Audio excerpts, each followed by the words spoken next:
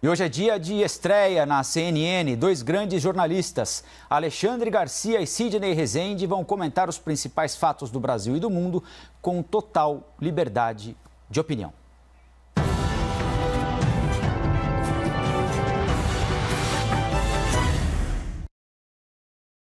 Alexandre Garcia, seja muito bem-vindo à programação da CNN. É um prazer tê-lo aqui a partir de hoje, hein? Obrigado, Colombo. O prazer é meu. Um abraço a todo mundo que tá me acompanhando, que vai me acompanhar de agora em diante. Vamos ter um bom encontro aqui em torno de ideias, de opiniões, né? Sobretudo sob a lei, a égide da Constituição, que vai me acompanhar aqui do lado, né? É o meu grande companheiro nisso tudo, é esse livro aqui. Então, vamos em frente, Colombo.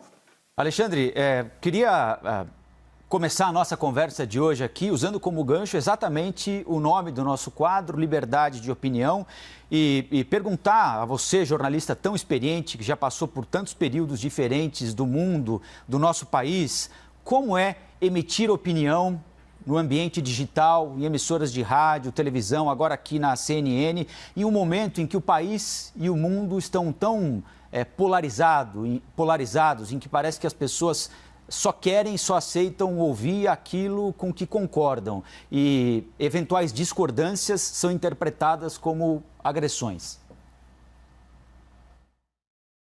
Pode ser até bom para um psicanalista, né, dizer para a pessoa, você tem que ouvir a sua própria voz, mas às vezes tem que ouvir a voz dos outros também, né? Você me falava aí de polarização, eu tenho aqui na mão, já que eu estou dentro de uma biblioteca, a Era dos Extremos, do Eric Hobsbawm, né, que analisa isso pelo mundo afora. Olha, mas isso também faz parte da natureza humana, né, da humanidade. Afinal, nós criamos Deus e o diabo, né, o céu e o inferno, a virtude e o vício, né, o 2 e o 1 no mundo digital, que está tão atual, né, o norte e o sul. É muito bom que haja diferenças, né, e é muito bom que essas diferenças troquem as suas opiniões, as suas ideias, para procurar um caminho, procurar, enfim, a verdade de cada um, a verdade da maioria. Eu acho muito boa essa discussão. Agora, nós estamos discutindo muito isso aqui no Brasil, porque nós, de certa forma, tentaram nos fazer aceitar o pensamento único. O pensamento único é do totalitarismo.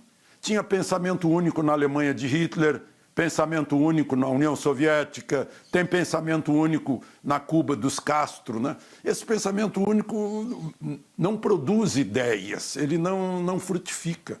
Então a gente está aqui para discutir ideias, né, dar opiniões. Né? Eu, quando trabalhei na Argentina pelo Jornal do Brasil, eu fui sequestrado pelos montoneiros, que era um grupo extremista de esquerda, e fui ameaçado de morte pela AAA, que era um grupo extremista de direita.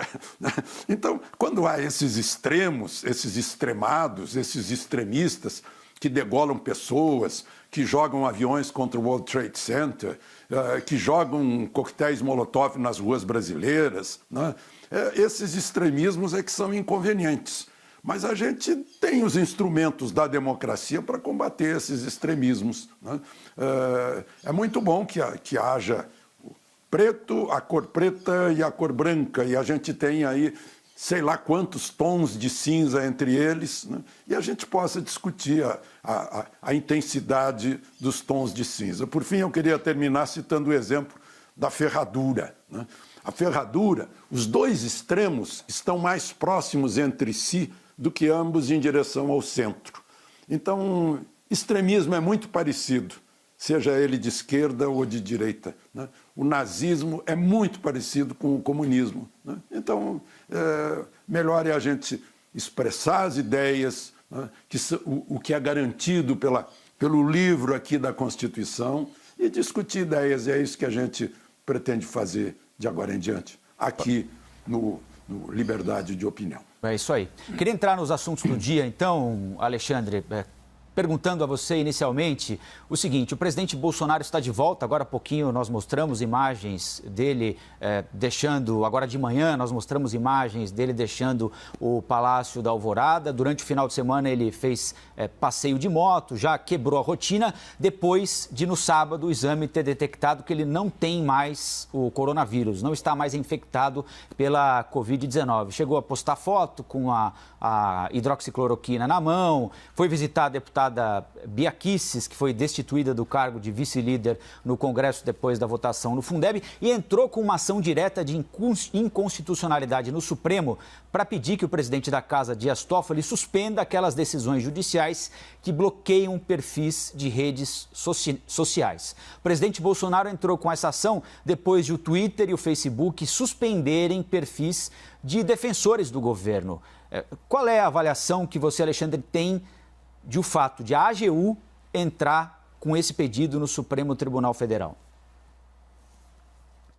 Já vou falar sobre isso, Colombo, mas antes eu não quero esquecer, porque você mencionou que Bolsonaro mostrou a caixinha de hidroxicloroquina, né? Em todo o noticiário que eu ouvi, o meu colega repórter diz assim: mostrou a caixa de hidroxicloroquina que não tem comprovação científica. E o cara está na frente do presidente, que é a comprovação científica de que o uso da hidroxicloroquina dá certo. Eu não entendo, o sujeito parece que vai para a Lua, vai para Marte, para usar aquele chavão, aquele carimbo, aquele rótulo que estão mandando, alguém está mandando todo o repórter dizer que não tem efeito, não tem comprovação científica. E todos os nossos amigos que foram tratados precocemente, todos estão curados, todos passaram pela Covid-19 em 2, 3 dias, né? Mas não tem comprovação científica. Então, eu acho que é um pouco de teimosia que nos faz perder a credibilidade, né? A pessoa está vendo, sabe que o repórter não está sendo, está apenas repetindo um chavão, né? E a obviedade está ali na cara dele. Bom, em primeiro lugar. Segundo lugar, é bom relembrar, né, que a deputada Bia Kicis, e eu falo como mandante dela, ela é minha mandatária, porque eu votei nela. Eu acho que todo eleitor tem que botar isso na cabeça, que ele é o mandante, ele nomeia pelo voto e ele sustenta pelos impostos. Então ele é o mandante, tem que fiscalizar o seu mandatário. Então a minha mandatária, a deputada Bia Kicis, que era vice-líder do governo, surpreendeu o presidente, né, sendo um dos poucos votos a votar contra a renovação do Fundeb, o Fundo de Educação Básica, né, com participação crescente do governo, né. O presidente foi surpreendido, né, porque ela sequer consultou o presidente, era vice-líder do governo, não é de partido, do governo no Congresso. Aí o presidente, de troco, a surpreendeu, ela foi destituída no Diário Oficial, ela ficou sabendo pelo Diário Oficial. Mas o presidente não queria rompimento, nem ela quis rompimento. Pegou a moto, né, e foi lá para a casa dela, na Península Norte, e surpreendeu a deputada pela segunda vez, chegando lá de moto. Essa é uma história que teve um final feliz entre os dois. Bom, agora quanto à ADIM, ação direta de inconstitucionalidade. Interessante dessa ação, que contesta um inquérito que está lá no Supremo, que não obedece em nada ao devido processo legal, né? Isso vai ser, mais tarde, vai ser objeto de estudo nas faculdades de Direito, certamente, né? Que foi aberta pelo presidente Supremo, o relator é o ministro Alexandre de Moraes. Essa ADIM tem um voto, cita um voto, lá pelas tantas, um voto lá do Supremo que diz o seguinte: o direito fundamental à liberdade de expressão não se direciona somente a proteger as opiniões supostamente verdadeiras, admiráveis ou convencionais, mas também aquelas que são duvidosas, exageradas, condenáveis, satíricas, humorísticas, bem como as não compartilhadas pelas maiorias. Ressalte-se bem como as não compartilhadas com a maioria. Ressalte-se, mesmo as declarações errôneas estão sob a guarda dessa garantia constitucional. Sabe quem deu esse voto em março do ano passado? Ministro Alexandre de Moraes. E agora, ele vai para o... para o divã do psicanalista, para saber o que foi que houve, né?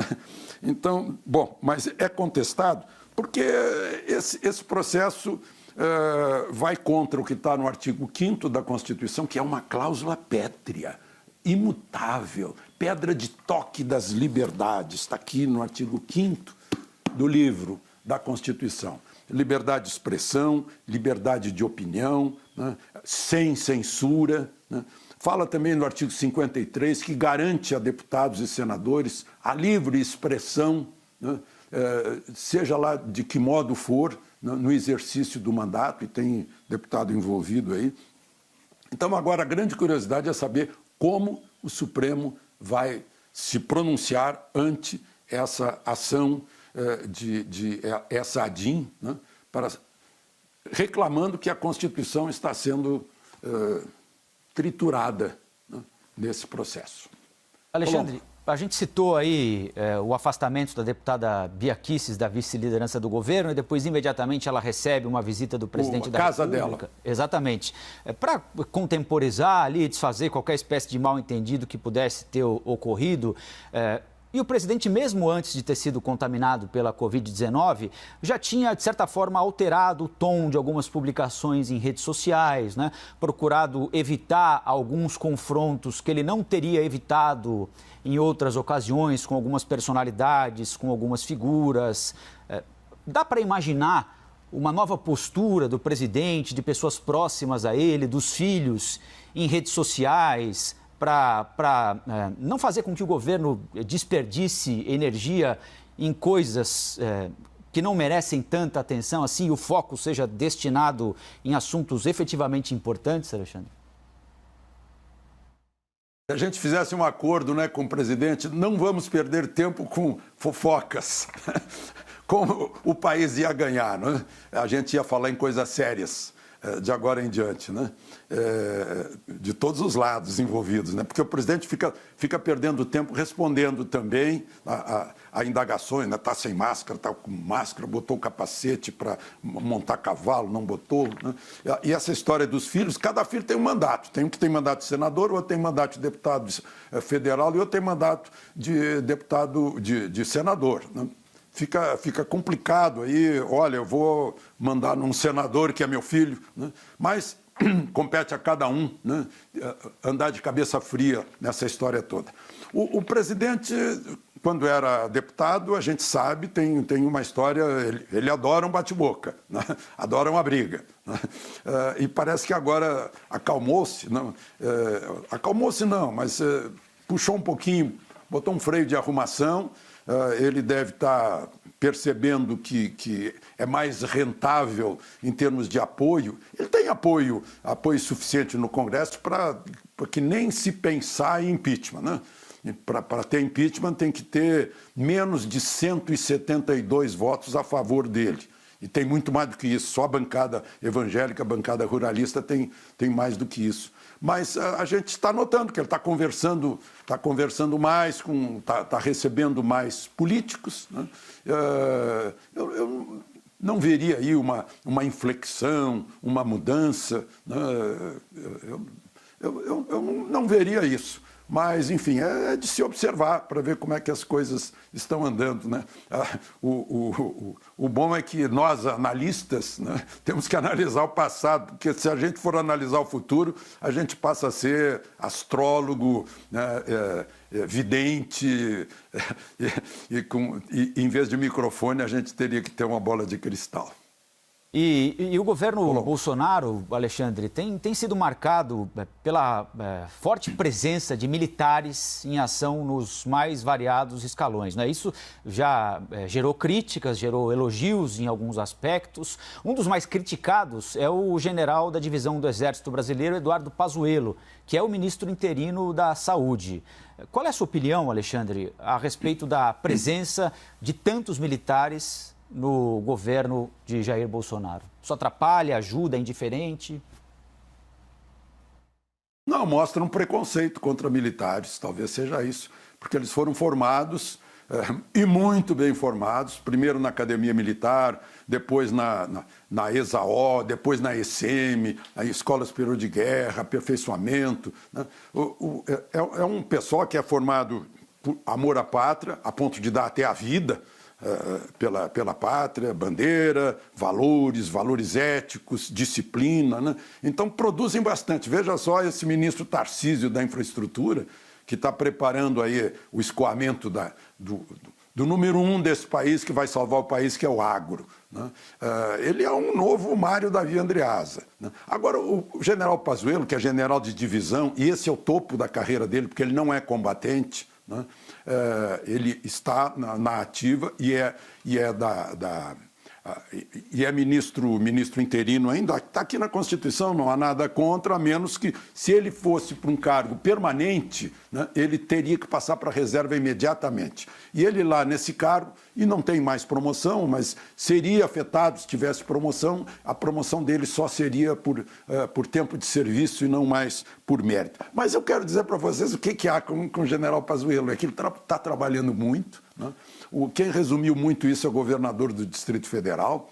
O governador disse que foi o melhor ministro da Saúde que já pisou, estou torcendo para ele ser efetivado. Mas sabe o que acontece? Eu tenho ouvido muito elogios a ele dos prefeitos. Só que o elogio do prefeito não sai, não é divulgado, não vira notícia. Né? Sabe por quê? Porque ele está direto nos prefeitos. Né? O dinheiro vai direto para os prefeitos, não tem mais intermediário do dinheiro. Não tem mais. Aí o intermediário, que é um político, né, tem lá os seus porta-vozes. Aí começa a pressão contra o general Pazuello, que está também bombando, trabalhando muito. Né? Ele não perde tempo em entrevistas de 2, 3, 4 horas, discutindo coisas, porque está trabalhando muito. Né? Isso eu tenho visto, eu tenho acompanhado, né? E posso garantir para vocês que me ouvem aí, né, não caiam nessa campanhazinha aí de deputado que perdeu o seu curral aí, olha, fui eu que consegui liberar o dinheiro e tal. Não, porque o dinheiro já chegou. E está aí, infelizmente, o governo federal está com as mãos amarradas pelo Supremo, quem está conduzindo tudo isso são os governadores, são os prefeitos. Os prefeitos me reclamam, dizem que a gente está mandando nisso, mas quem está mandando é o governador, o juiz, o promotor, e a gente fica olhando aqui, tendo que ouvir o comércio furioso, querendo reabrir e não tendo sequer descanso na hora de chegar ao fim do mês e ter que pagar o funcionalismo. Então, olha, essa história de militar no governo, militar que está no governo é da reserva, é bom a gente lembrar que militar é o civil fardado, é o povo fardado. Né? Eu não vejo nada contra, né? Mas a onda toda é lá com o ministro Pazuello, com o general de divisão Pazuello, que está fazendo um excelente trabalho em linha direta com os prefeitos. Agora, o general Pazuello assinou um protocolo de aplicação da hidroxicloroquina que não tem eficácia reconhecida pela OMS, por exemplo, que outros médicos no Ministério não quiseram assinar, o Nelson Teich e o ministro Mandetta. Não seria melhor ter um médico, um especialista, para esse período de pandemia específico, naquele cargo, do que alguém que tem o respeito à hierarquia como aquilo que deve ser levado em consideração antes de mais nada, antes de qualquer coisa, Alexandre? Não é ele que toma essas decisões sozinho, tem um monte de gente que acompanha, inclusive excelentes médicos, né? E olha, a experiência está aí. Né? O José Serra foi um bom ministro da Saúde, ele não era médico. Né? O melhor ministro da guerra que o Brasil já teve foi um civil. Né? Então, eu acho que... Eu não acho que seja... a OMS deva mandar nesse país, a menos que a gente continue firme aí no nosso complexo de vira-lata. Né? Eu acho que a gente tem que tomar as nossas decisões de cabeça erguida, né? Mostrando que nós somos soberanos aqui no nosso país. Bom, segundo a Constituição, os poderes divididos entre Executivo, Legislativo e Judiciário devem ser independentes, harmônicos entre si, para garantir uma sociedade livre, justa, solidária, garantir o desenvolvimento nacional, como diz a Constituição que está ali ao lado do Alexandre. E o que nós temos visto nos últimos meses, principalmente durante a crise do coronavírus, é uma oscilação grande, uma disputa para ver quem manda mais, com momentos de reaproximação, de distanciamento, especialmente entre executivo e judiciário. Alexandre, qual a sua opinião? Como é que você avalia a harmonia ou a falta de harmonia entre os três poderes aqui no Brasil? Chegamos a um momento de pacificação mínima? Olha, é o segundo artigo da Constituição, é tão importante que é o segundo, né? Vem logo depois da instituição da República Federativa do Brasil. Artigo 2º, são poderes da União independentes e harmônicos entre si, legislativo, executivo e judiciário. Onde é que está essa harmonia, né? A que a gente se pergunta quando há, por exemplo, o Senado não aceitou o que a Câmara hoje aceitou, a Polícia Federal entrando lá no gabinete dessa deputada do Piauí, né, por causa de corrupção na Secretaria de Educação. Nós mostramos há pouco. Outro dia foi o Paulinho da Força, também entrou lá na Câmara. Mas não conseguiram entrar no gabinete de José Serra, que o presidente do Senado não deixou. Não, aqui outro poder não se mete, aqui é Senado. Né? Vão lá no domicílio de José Serra, no apartamento funcional de José Serra. Aqui se mistura com o Senado. Quando o ministro Marco Aurélio, lá em 2016, se não me engano, em 6 de dezembro, 6 ou 7 de dezembro de 2016, quando o ministro Marco Aurélio mandou o Senado tirar o presidente Renan Calheiros, porque ele estava na linha sucessória, estava respondendo a processo, não podia substituir o presidente, o Senado disse, não, senhor, não tiramos, e não tiraram. E o Supremo voltou atrás, né? Ou seja, o Senado está resistindo à independência entre poderes. Agora, o presidente não pode nomear o seu diretor da Polícia Federal, que é um cargo secundário, né? Juiz de primeira instância não deixa nomear o presidente da Fundação Palmares. O Supremo altera a medida provisória antes mesmo de o Congresso examinar, né? Então, o Executivo não está reagindo, está aceitando a, digamos, intromissão do Supremo em assuntos administrativos. Não se trata de uma discussão da Constituição, mas é o poder administrativo. O presidente recebeu quase 58 milhões de votos para governar, para administrar, para ser o gerente do poder executivo. E o Supremo interfere. Então, eu acho que o Supremo tem que dar uma parada para pensar, né? Botar um freio de arrumação, porque, por exemplo, esse inquérito de que falamos, aí das fake news, está pegando muito mal para o Supremo, né? Os estudantes de direito estão acompanhando isso, a juventude está acompanhando. Leia a Constituição, porque está todo mundo alfabetizado, lê a Constituição e vê que não é, que estão contrariando, né?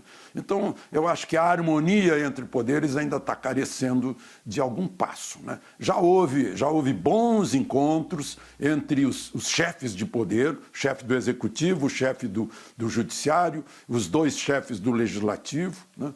Eu acho que deviam trabalhar mais juntos, mais harmonicamente, porque eles não trabalham para eles não trabalham para o partido deles, não trabalham para a vaidade deles, eles têm que trabalhar para o povo brasileiro, de que são servidores.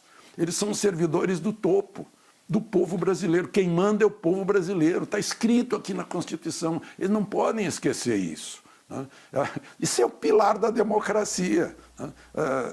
Então tem que dar uma ajeitada nisso e ver, afinal, a quem estão realmente servindo. Se é às suas vaidades, né? Ou aos seus partidos, os seus orgulhos pessoais ou o quê? Colombo.